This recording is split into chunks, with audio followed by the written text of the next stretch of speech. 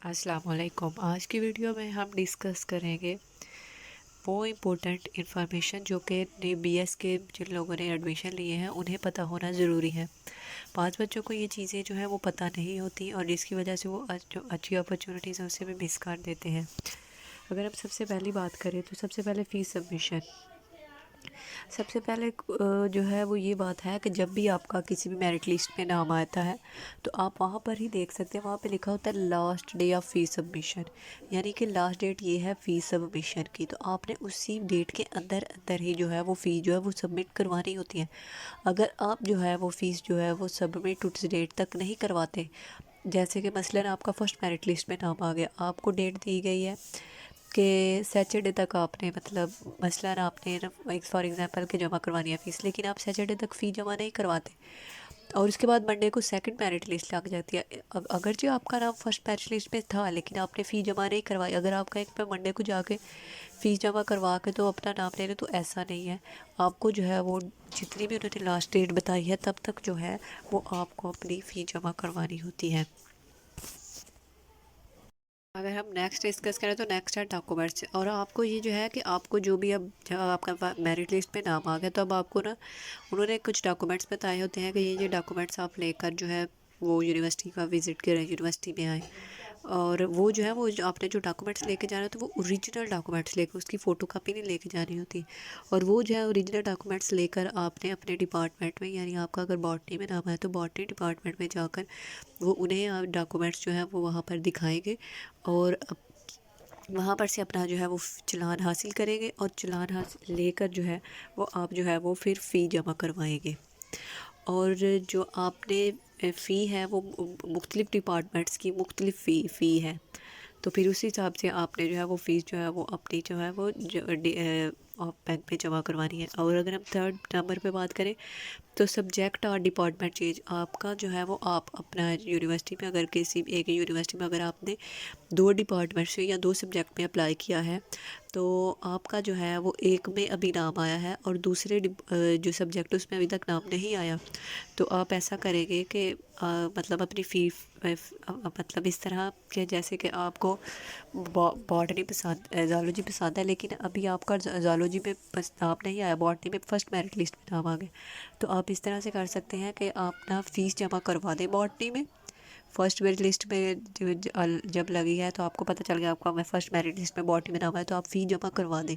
लेकिन जब आप देखते हैं कि अगर आपका ज़ूलॉजी में सेकंड या थर्ड मेरिट लिस्ट में नाम आ जाता है तो आप जो है वो अपना सिंपल एप्लीकेशन लिख के तो अपना सब्जेक्ट अपना डिपार्टमेंट और अपना सब्जेक्ट जो है वो दोनों जो है वो इजीली चेंज करवा सकते हैं।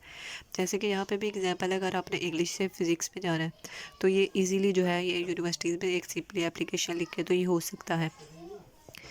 तो अगर आपका ज़ूलॉजी में नाम मतलब कि जैसे इंग्लिश टू फ़िज़िक्स है, आपको इंटरेस्ट फ़िज़िक्स में है लेकिन अभी आपका नाम नहीं आया, आप इंग्लिश में फ़ीस जमा करवा चुके हैं, तो अगर ऐसा हो कि अगर आपका फ़िज़िक्स में नाम नहीं आता मतलब नंबर कम की वजह से, तो आपका इंग्लिश में तो नाम आया, वो आपकी सीट तो है ना। अगर आपने उसी यूनिवर्सिटी में जाना है तो फिर आपकी जो है वो इंग्लिश में जो है वो आप इजीली जो है वो कर सकते हैं। और ये इसलिए किया जाता है कि और वरना अगर आपका बाद में फ़िज़िक्स में नाम आ गया तो आप इजीली डिपार्टमेंट चेंज कर सकते हैं। और थर्ड पे बात करें रिटर्न ऑफ फ़ीस, कुछ लोगों ने मुख्तलिफ़ यूनिवर्सिटीज़ में जो है वो अप्लाई किया होता है। मसलन किसी ने जीसी में भी अप्लाई किया हुआ, पंजाब यूनिवर्सिटी में भी अप्लाई किया है। और अगर ऐसा हो कि मतलब अभी जीसी की जो है वो लग चुकी है मेरिट लिस्ट और पीयू पंजाब यूनिवर्सिटी की नहीं लगी, तो आप जो है वो अगर मतलब आपका नाम आ गया जीसी में तो आपने जीसी में फ़ी जमा करवा दी है, लेकिन आप देखते हैं कि 2-4 दिन बाद या हफ्ते बाद जो है पंजाब यूनिवर्सिटी में मेरिट लिस्ट लग गई और आपका नाम आ गया है, तो आप जो है वो आप अगर आपको पंजाब यूनिवर्सिटी में इंटरेस्ट है, आप वहाँ पर पढ़ना चाहते हैं, तो जीसी से जो है वो आप अपनी जो है वो फ़ीस जो है वो वापस ले सकते हैं। लेकिन इसके लिए एक मखसूस टाइम होता है, वो मुझे उसके बारे में खास ज़्यादा आइडिया नहीं है, लेकिन एक टाइम है, टाइम लिमिट है कि आप उसी में जो है अगर उन्हें कहेंगे तो वो आपको फ़ीस जो है वो रिटर्न कर देंगे। उसके बाद जो हाफ़ भी मिलती है, तो इस तरह से भी हो सकता है कि आपको जो फ़ी है वो भी जो है वो रिटर्न हो सकती है, लेकिन उसकी स्पेसिफ़िक टाइम लिमिट है। और अगर हम बात करें तो रेगुलरली चेक मेरिट लिस्ट, क्योंकि मेरिट लिस्ट का ना इस तरह से होता है कि ऑफिशियली उन्होंने जैसे उन्होंने अनाउंस की हुई है 3 मेरिट लिस्ट लगेगी। तो आप जो है अगर आपका फर्स्ट में नाम नहीं आता आप सेकंड चेक करें, सेकंड में नाम नहीं आता थर्ड चेक करते हैं। आप इसको रेगुलरली चेक करते रहा करें। और कभी कभी तो ऐसा भी होता है कि अगर उनके स्टूडेंट उनकी सीट्स पूरी नहीं होती तो चौथी और पाँचवीं मेरिट लिस्ट भी लग सकती है। तो जो है आप जो है वो उनके साथ कनेक्टेड रहें। जो किसी भी यूनिवर्सिटी के पेज पर आप फेसबुक पर इजीली उसे जो है वो उनके पेज को वो लाइक करें और वहाँ पर जो है वो इन्फॉर्मेशन, इसकी सारी इन्फॉर्मेशन वहाँ पर आती रहती है और वहाँ पे से आप इजीली जो है वो चेक कर सकते हैं। अगर उन्होंने अगर वैसे तो ऑफिशियली उन्होंने 3 बताई, अगर वो 4 करते हैं या 5 भी मेरिट लिस्ट लगाएंगे तो वो वहाँ पर पहले इन्फॉर्म करेंगे। तो इस तरह आप उनसे कनेक्टेड रहेंगे और आपको पता चलता रहेगा। और मेरिट लिस्ट का जो हिसाब है वो इस तरह से होता है कि मैं कि आप जो मतलब जैसे जीसी है, जीसी में मैं आपको एग्जांपल दे रही हूँ। जीसी है और जीसी में उन्होंने क्या किया है कि मतलब एक डिपार्टमेंट है हमारे पास, इंग्लिश डिपार्टमेंट है। तो वहाँ पर जो स्पेसिफिक सीट्स हैं वो 120 स्पेसिफिक सीट्स हैं। 120 बच्चे ही उन्होंने लेने हैं साल में, नए बच्चे जो हैं फर्स्ट सेमेस्टर के लिए।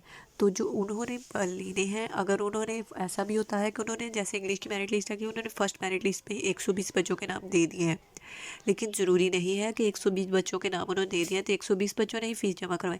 जितने बच्चे फ़ीस जमा करवाएंगे उनकी सीट जो है वो फिक्स हो जाएगी और जितने बच्चे फ़ीस जमा नहीं करवाएंगे इसका मतलब वो इंटरेस्टेड नहीं है, वो यहाँ पर अपना अप्लाई तो कर दिया लेकिन वो नहीं लेना चाह रहे। तो फिर उनकी जगह जैसे भी फर्स्ट मेरिट लिस्ट लगी है तो उसमें से 50 बच्चों ने जो है वो फ़ीस जमा करवा दिया, यानी उनकी सीट्स हो गई हैं।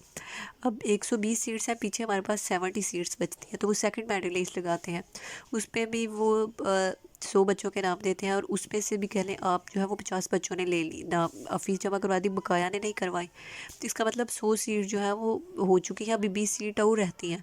तो और जो है वो और 20 बच्चों के नाम जो है वो थर्ड मेरिट लिस्ट में देंगे और अगर वो भी फ़ीस जमा करवा देंगे तो इस तरह से, यानी जब तक उनकी सीट्स पूरी नहीं होती वो जो है वो मेरिट लिस्ट जो है वो लगाते रहते हैं। इसीलिए आपको रेगुलरली चेक करनी चाहिए मेरिट लिस्ट।